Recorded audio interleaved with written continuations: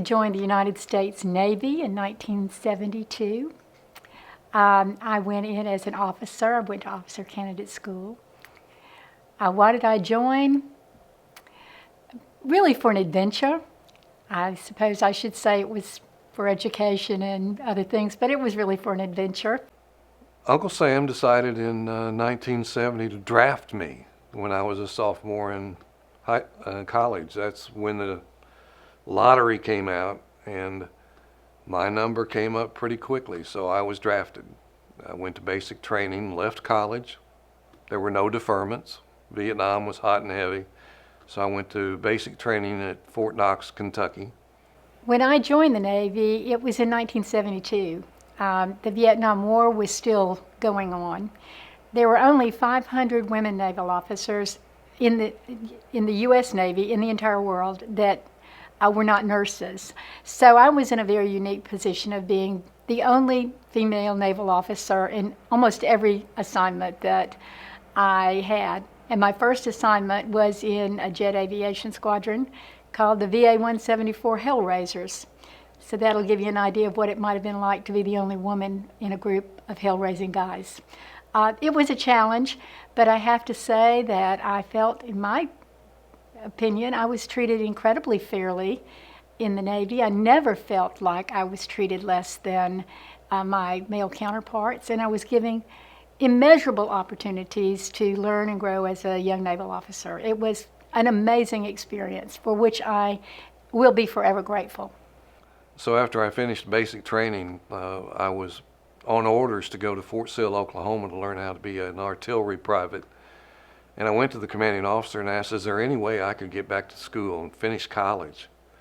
And he said, if you will agree to go through an accelerated ROTC program in 2 years, then as soon as you graduate, you'll be commissioned as a lieutenant, and you have to do 2 years active duty. Can't be reserves, can't be National Guard.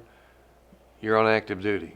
And of course, right away I'm thinking, Vietnam is going on, and lieutenants at that time were publicized to have an average life expectancy of 7 minutes in Vietnam.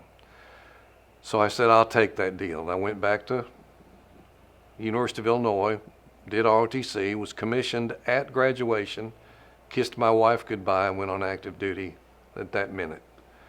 I was trained to be a legal officer, which is a non-lawyer position in the Navy.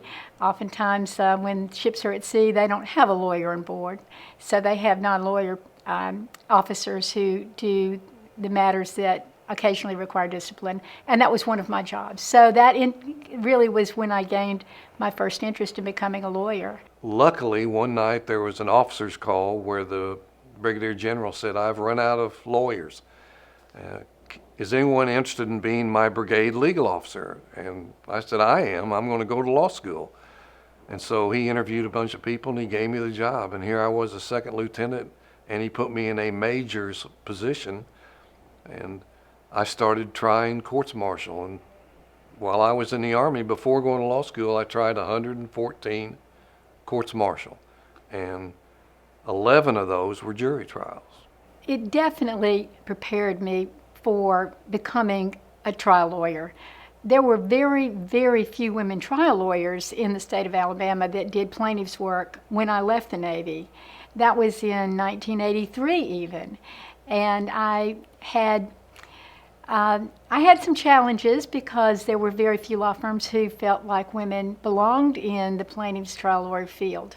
So the confidence that I gained as a naval officer certainly helped me in kind of kicking the door open and saying, you may not think that, but I do, and so give me a chance. And once I got into law school, after I'd been in the Army, I realized that this was definitely for me, that it was time to learn that lawyers are just men or women, and good men and women know when to stand up, when to sit down, when to stand up for someone else, and when to refuse to tolerate standing up for things that are being done. The very first day I reported to my first duty squadron, a young pilot was killed, and the commanding officer assigned me the job of helping to write the eulogy and accompanying him to the home of his new widow. And that was one of the most daunting experiences of my entire career in the Navy. It immediately thrust me into the knowledge that this was very, very serious business and that people lose their lives daily, even in the training process of the military.